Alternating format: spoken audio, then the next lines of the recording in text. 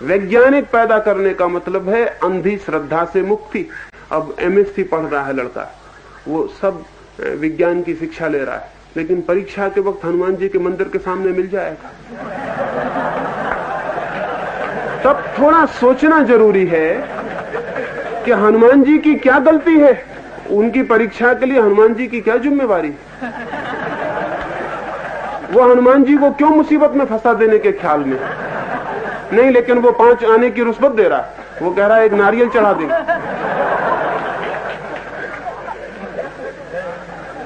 भारत में अगर हमें एक वैज्ञानिक समाज की दिशा में सोचना हो तो हमें वैज्ञानिक चित्त कैसे निर्मित होता है इस दिशा की बात समझ लेनी जरूरी।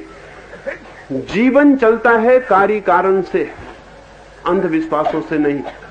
जिंदगी चलती है एक वैज्ञानिक व्यवस्था से, हमारी कल्पनाओं और श्रद्धाओं से नहीं। सोमनाथ पर हमला हुआ तो सोमनाथ में 500 पुजारी थे, करोड़ों रुपए की संपत्ति थी। आसपास के राजपूत राजाओं ने उन्हें खबर भेजी कि हम रक्षा के लिए आए, तो उन पुजारियों ने कहा पागल हो गए, वो जो भगवान सबकी रक्षा करता है उसकी रक्षा तुम करोगे। उनकी दलील तो बिल्कुल ठीक थी, उनकी दलील से लड़ना मुश्किल हो गया, और इसलिए मुश्किल हो गया कि वो राजा भी उसी दलील को मानते थे। उन्होंने कहा बात तो ठीक है, भगवान सबका रक्षक है, हम उसकी रक्षा कैसे करेंगे। तो राजाओं का ये निवेदन कि हम रक्षा करने आए, पुजारियों ने इंकार कर दिया। उन्होंने कहा कि तो नास्तिकता की बात है, तुम और भगवान की रक्षा करोगे, भगवान सबकी रक्षा कर रहा है। पुजारी खड़े होकर प्रार्थना करते रहे और गजनी आया और उस मूर्ति को टुकड़े टुकड़े कर दिया, और भगवान ने कोई रक्षा नहीं की, वो मूर्ति बिखर गई। अंधविश्वास से जिए हम, वैज्ञानिक चिंतन से नहीं जिए। वैज्ञानिक चिंतन से जीते तो हम कुछ और ढंग से सोचते, क्योंकि जब भगवान की मूर्ति आदमी बनाता है तो रक्षा भी आदमी को ही करनी पड़ेगी। हाँ, उस भगवान की रक्षा की हमें कोई जरूरत नहीं जिसको हमने नहीं बनाया, वो अपनी रक्षा करेगा। लेकिन जिस भगवान को हमने बनाया, बनाएंगे हम और रक्षा भगवान करेगा। नहीं, ये वैज्ञानिक चिंतन ना हुआ, इसमें बुनियादी भूल हो गई। इस भूल का हमने परिणाम भोगा। 1000 साल हम गुलाम थे इस भूल के कारण। हमारी पिछली 1000 वर्ष की दुख की, दारिद्र्य की, दीनता की, दुर्भाग्य की, हार की, पराजय की कथा हमारे अवैज्ञानिक होने की कथा है। लोग हमें यही समझाते हैं कि फूट की वजह से हम हार गए। फूट की वजह से हम नहीं हारे। फूट सारी दुनिया में है, ऐसा कोई मुल्क नहीं है जिसमें फूट ना हो, ऐसी जमीन पर कोई कौम नहीं है जिसमें फूट ना हो, सब तरफ फूट है। लेकिन हम ही क्यों हारते चले गए? कुछ कारण थे, हमारी वैज्ञानिक सूझ में बहुत कमी थी। इधर हिंदुस्तान सिकंदर आया तो पौरुष कुछ सिकंदर से कमजोर आदमी न था, और अगर दोनों मैदान में लड़ते तो सिकंदर के जीतने के कोई उपाय न थे। पौरुष सिकंदर से बहुत मजबूत, बहुत हिम्मत का आदमी था। सिकंदर ने भी स्वीकार किया है कि किसी आदमी से लड़ने में मजा आया तो पौरुष से मजा आया, लेकिन पौरुष के पास वैज्ञानिक बुद्धि ना थी। सिकंदर घोड़ों पे चढ़ के आया और पौरुष हाथियों पे चढ़ के लड़ने गए। अब हाथियों पे बारात वगैरह ठीक होती, बारात जा रही हो तो हाथी बड़ा अच्छा योग्य जानवर है, लेकिन युद्ध के मैदान पर हाथी बहुत महंगा है और बहुत खतरनाक है। न तो उसकी चाल उतनी तेज है जितनी घोड़े की, वो जगह भी ज्यादा घेरता है। जहां एक हाथी खड़ा हो वहां 10 घोड़े खड़े हो जाएंगे। वो जगह ज्यादा घेरता है, एक हाथी पे 10 घोड़े हमला कर सकते हैं। घोड़े गतिमान हैं, तेज हैं, चंचल हैं, जल्दी भागते हैं, जल्दी बचते हैं। हाथी के पास वो क्षमता नहीं है। वो बहुत शानदार शाही जानवर है, वो धीरे चलता है, आहिस्ता चलता है। बारात के लिए बिल्कुल ठीक है, युद्ध के लिए बिल्कुल ठीक नहीं। पौरुष हाथियों पर लड़ने गया और पौरुष की हार सिकंदर से कम हुई, अपने हाथियों से ज्यादा हुई। सिकंदर ने भी अपने मित्रों को यह कहा कि पौरुष की हार उसके हाथियों के कारण हुई, लेकिन बिल्कुल अवैज्ञानिक चिंतन है। बाबर हिंदुस्तान आया तो वो तो बंदूक लेके आया था, हम तलवारें लेकर लड़ने गए थे। अब बंदूक के सामने तलवार नहीं जीत सकती। कितना ही बहादुर आदमी पीछे खड़ा हो कुछ फर्क नहीं पड़ता, कितनी ही मजबूत मसल का आदमी हो क्या करेगा, तलवार क्या करेगी। गोली के सामने तलवार कुछ भी नहीं कर सकती। गोली बहुत वैज्ञानिक है, बड़ी विज्ञान तो उसमें यह है कि बहुत दूर से हमला कर सकती है। तलवार के लिए बहुत करीब होना चाहिए तब हमला हो सकता है। गोली दूर से हमला कर सकती है। एक कमजोर आदमी, डरपोक आदमी गोली से जीत जाएगा बहादुर हिम्मतवर आदमी से जो तलवार लिए, क्योंकि गोली फासले से हमला करती, डिस्टेंस से हमला करती। 50 फीट से भी दूर से हमला कर सकती, तलवार के लिए तो 50 फीट की दूरी बेमानी है, कुछ भी नहीं कर सकती। हिंदुस्तान हारा, तलवारों से लड़ा, फिर अंग्रेज आए, लेकिन हम सीखते नहीं भूलों से। हम अपनी पुरानी भूलों के लिए ऐसे पक्के नियम बांधे हुए हैं कि हम उनको दोहराए चले जाते हैं। अंग्रेज हिंदुस्तान में आए तो वो तोपें लेके आए थे, हम बंदूकों से लड़ रहे थे, फिर वही भूल हो गई। वो भूल निरंतर वही होती रही। आज भी, अभी भी चीन के साथ जो हमारा उपद्रव हुआ उसमें वही भूल हुई। हमारे पास कम विकसित साधन है। आज चीन के पास दुनिया में चौथे नंबर के विकसित साधन है। चीन से हम जीत नहीं सकते। हाँ, कविताएं हम कितनी करें, कविताओं से कुछ भी ना होगा।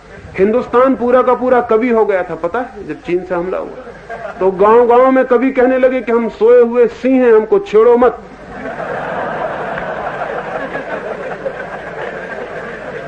मैं तो बहुत हैरान हुआ।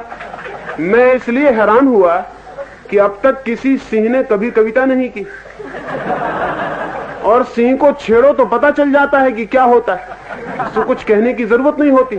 सारे हिंदुस्तान में कवि कविताएं करने लगे, रंगमंचों पर नाटक होने लगे, जैसे कि रंगमंचों के नाटकों कविताओं से कोई युद्ध जीते जाने वाले। और फिर हम हार गए और लाखों मील की जमीन चीन ने कब्जा कर ली। जिन्होंने कविताएं की थी उनमें से कोई पद्मश्री हो गए, कोई कुछ हो गए, कोई कुछ हो गए। अभी मैं गांव गांव पूछता हूं कि वो पद्मश्री कहां हैं जिन्होंने कहा था कि हम सिंह हैं, हमें छेड़ो मत। वो जमीन का क्या होगा?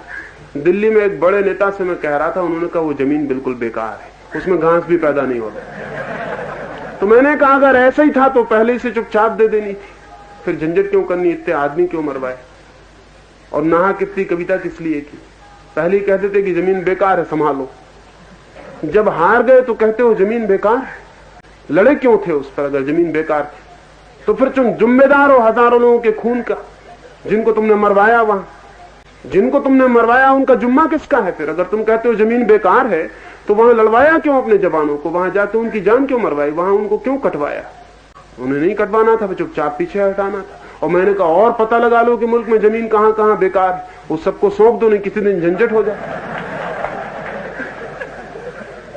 हम कविताएं करते हैं, हम कल्पनाएं करते हैं, लेकिन कल्पनाएं और कविताएं जीवन के यथार्थ के संघर्ष में टिक नहीं सकती। वैज्ञानिक होने का अर्थ है जीवन के यथार्थ की पकड़, वो जो ऑथेंटिक रियलिटी है उसकी पकड़, जीवन के तथ्य की पकड़। जीवन की तथ्य की पकड़ हमारी बहुत कम रही, इसलिए हम बहुत दुर्दिन देखे। आने वाले भविष्य में जीवन के तथ्य को ठीक से पकड़ना जरूरी है। एक बात, अंधविश्वास से नहीं, वैज्ञानिक विचार से जीवन के तथ्य को पकड़ना होगा।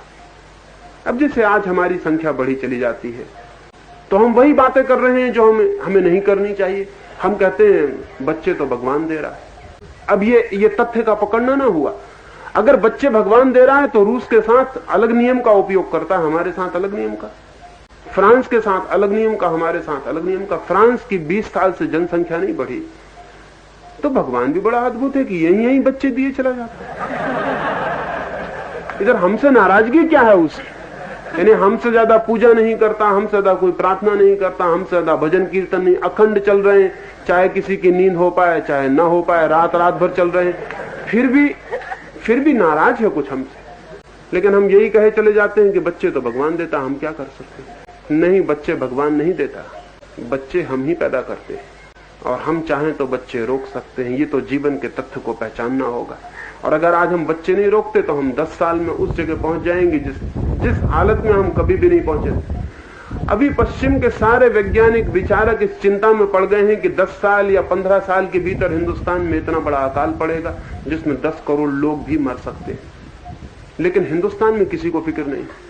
यानी मैं बहुत हैरान हूं, वो कैलिफोर्निया यूनिवर्सिटी में सेमिनार करते हैं कि हिंदुस्तान में 15 साल के बीच जो अकाल पड़ेगा उसमें कितने लोगों के मरने की संभावना है, लेकिन हिंदुस्तान में हमें कोई फिक्र नहीं। हम सोचते भी नहीं, हम कहते 15 साल बहुत लंबा वक्त है। अभी हमको 15 साल जब आएगा तब देखेंगे। जब आग लग जाएगी घर में हम कुआं खोद लेंगे। इतनी जल्दी कुआं खोदने की जरूरत क्या है? 15 साल में हम इतनी संख्या पैदा कर लेंगे कि हमारा जीना बहुत मुश्किल हो जाए। 1947 में पाकिस्तान अलग हुआ था। 20 साल में जितने पाकिस्तान में लोग गए थे उससे ज्यादा हमने पैदा कर लिए। एक पाकिस्तान हमने पैदा कर लिया, हमारा कोई कुछ नहीं बिगाड़ सकता। कितने पाकिस्तान बनाओ, हम फिर पैदा कर लेंगे। इतनी बड़ी संख्या का बोझ, इतनी बड़ी संख्या का बोझ हमें जिंदगी को ठीक से जीने में समर्थ नहीं बना सकता। हम रोज दरिद्र होते चले जाएंगे, हम रोज दरिद्र हो रहे, लेकिन तथ्य की हमारी पकड़ नहीं। हम कहते हैं, हम पुरानी बातें कहे चले जाते हैं कि दाने दाने पर लिखा है खाने वाले का नाम। बड़ी मजे की बात है। तो हम अभी भी ये कहे चले जा रहे हैं, पर दाना भी तो होना चाहिए, तब तो उस पर नाम होगा। दाना ही नहीं होगा तो नाम कैसे होगा? दाना भी पैदा करना जरूरी है। आज अमेरिका में 4 किसान जो मेहनत करते हैं, उसमें 1 किसान की मेहनत का हम भोजन कर रहे हैं। ये कब तक चलेगा?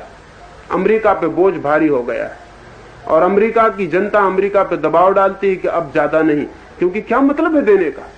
कोई मतलब नहीं है देने का।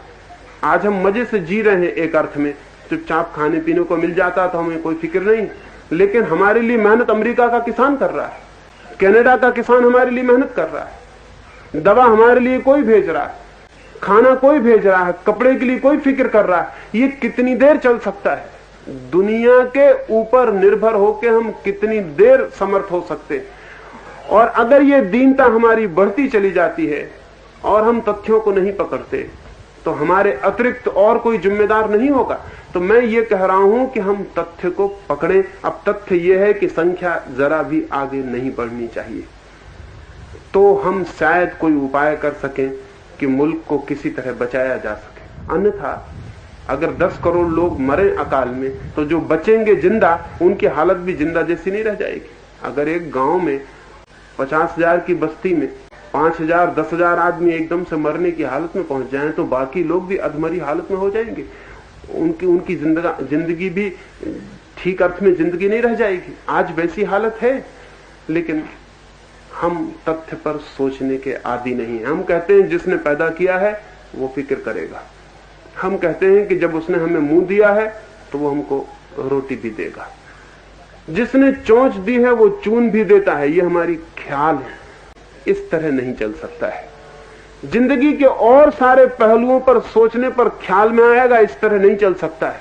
आज भी हम ज्योतिषी के पास जाके अपना हाथ दिखला रहे हैं कि हमारी उम्र कितनी, जबकि सारी दुनिया उम्र बढ़ाए चली जा रही। रूस में 1917 में उम्र थी 23 वर्ष औसत उम्र। आज रूस की औसत उम्र है 68 वर्ष। प्रति वर्ष 1 वर्ष औसत उम्र बढ़ी है। आज स्वीडन और स्विट्जरलैंड की औसत उम्र है 78 वर्ष। बेल्जियम जैसे मुल्क की उम्र औसत उम्र है 82 वर्ष। वो अपनी उम्र बढ़ाए चले जा रहे हैं। सोचें थोड़ा, हमारी उम्र है 29 वर्ष औसत उम्र। 29 वर्ष जब हमारी औसत उम्र है, तब हमारे यहाँ 70-80 साल का बूढ़ा बहुत आसानी से मिल जाता है। जिनकी उम्र 80 साल औसत उम्र है, उनके यहाँ अगर 200 साल का बूढ़ा मिलने लगे तो कोई कठिनाई है? कोई कठिनाई नहीं। आज रूस में 150 वर्ष के ऊपर हजारों लोगों की संख्या में उम्र के लोग।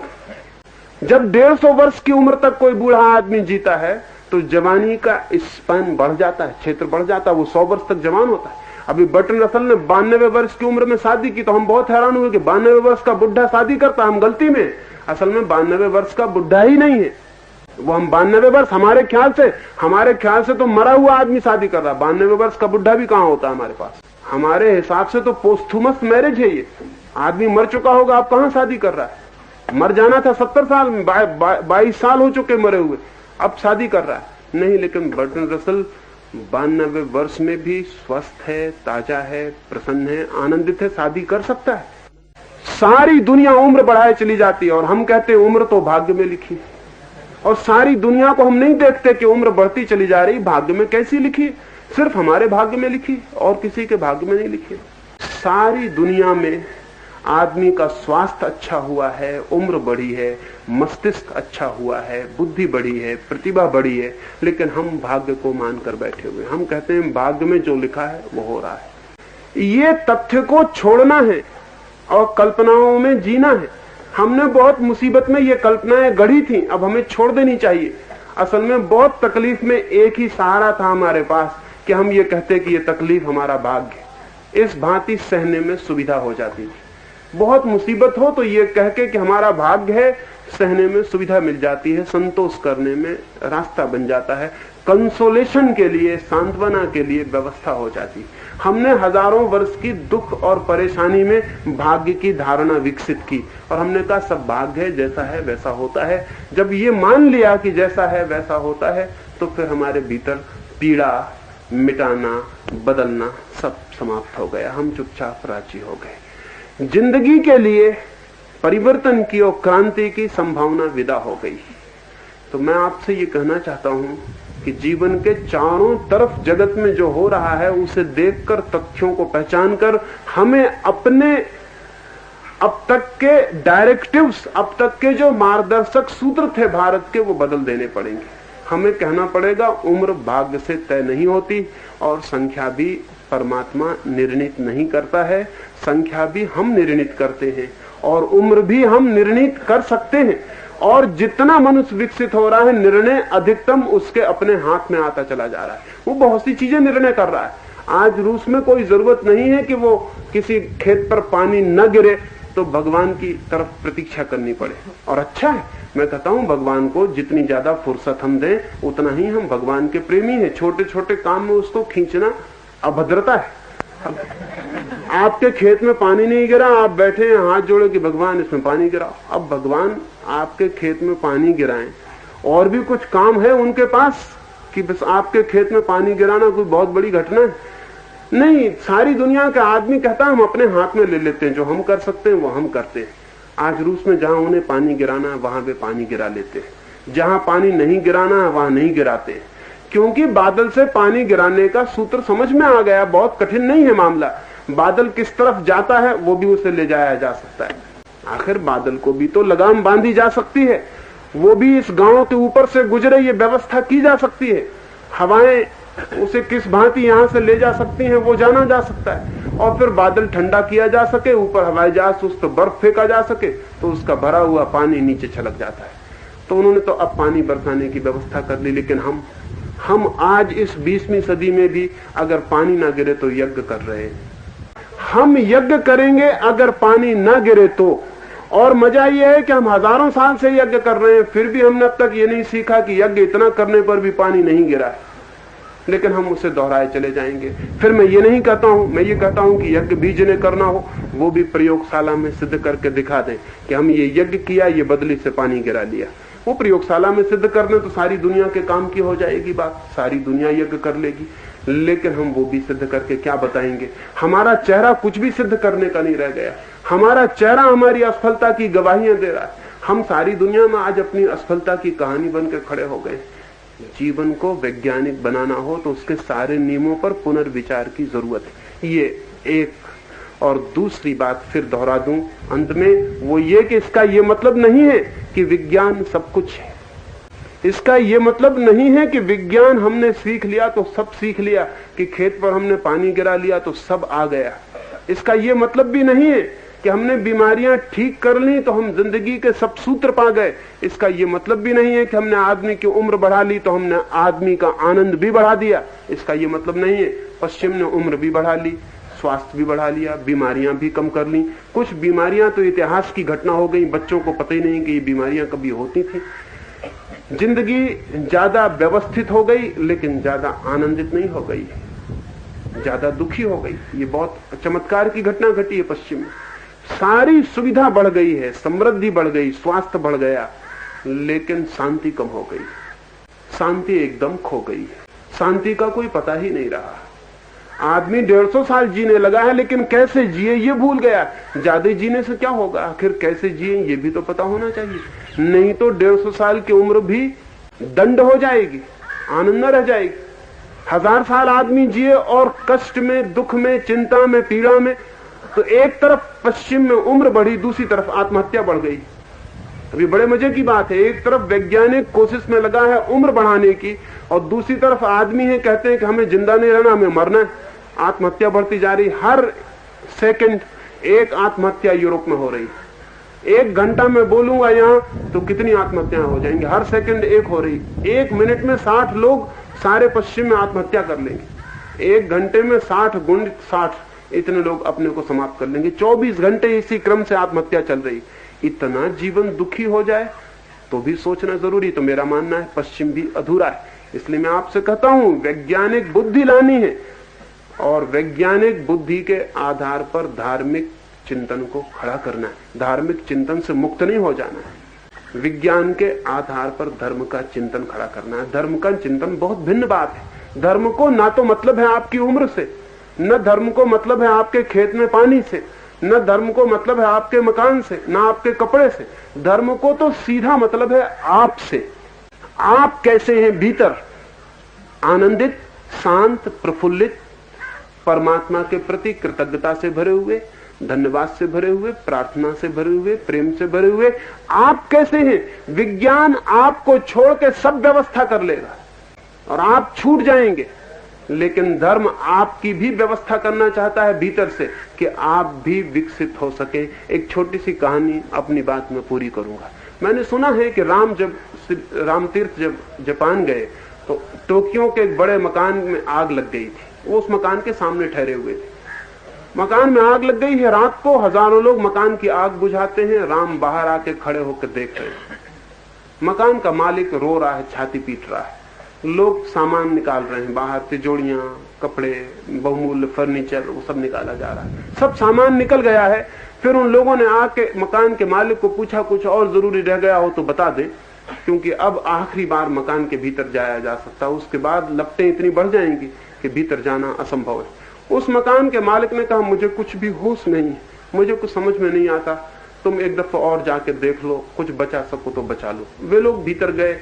भीतर जाके वे बहुत मुश्किल में पड़ गए। मकान मालिक का इकलौता बेटा भीतर ही सोता रह गया था। वे उसकी लाश को लेके बाहर आए, वो तो मर चुका था। वे बाहर चिल्लाते रोते छाती पीटते आए और उन्होंने मकान मालिक को कहा कि हमसे बड़ी भूल हो गई, हम तो मकान का सामान बचाने में लग गए और मकान का मालिक भूल गए, वो मर ही गया है। रामतीर्थ ने अपनी डायरी में लिखा कि आज इस मकान में जो घटना घटी है उसे देखकर मुझे ख्याल आता है कि सारी दुनिया में ये घटना घट रही। आदमी सामान को बचाने में लग गया है और आदमी खुद मालिक सामान का भीतर मरा जा रहा है, समाप्त हुआ जा रहा है। विज्ञान सामान को बचा सकता है, आदमी को नहीं। विज्ञान बाहर की सारी व्यवस्था को बचा लेगा, आत्मा को नहीं। इसलिए दूसरी बात निरंतर ध्यान में रखनी जरूरी है कि वैज्ञानिक बुद्धि अधार्मिक बुद्धि ना हो जाए। वैज्ञानिक बुद्धि धार्मिक बुद्धि हो। वैज्ञानिक बुद्धि धर्म के विपरीत ना चली जाए। वैज्ञानिक बुद्धि बाहर की व्यवस्था करे और धर्म को मनुष्य के भीतर की व्यवस्था करने दे। और धर्म भी एक विज्ञान ही है। धर्म परम विज्ञान है। धर्म है चेतना का विज्ञान। बाहर जो है उसकी खोज साइंस है, भीतर जो है उसकी खोज धर्म है। और मनुष्य दोनों तरफ फैला है, बाहर भी भीतर भी। इन दो में से हम एक को काटेंगे तो मनुष्य मर जाएगा। पूरब ने बाहर को काटा, पश्चिम ने भीतर को काटा। आने वाले भविष्य में भारत के युवकों को ध्यान रखना है कि हम दोनों के समन्वय को उपलब्ध हो सके। अगर ये समन्वय हो सका तो भारत के जीवन में सुख भी और आनंद भी। सुख मिलता है बाहर से, आनंद मिलता है भीतर से। अगर ये संभव हो सका समन्वय तो शक्ति भी और शांति भी। शक्ति मिलती है बाहर से और शांति मिलती है भीतर से। संभव हो सकती है। परमात्मा करे ये संभव हो सके। मेरी बातों को इतने प्रेम और शांति से सुना, उससे बहुत अनुग्रहित हूं। और अंत में सबके भीतर बैठे प्रभु को प्रणाम करता हूं। मेरे प्रणाम स्वीकार करें।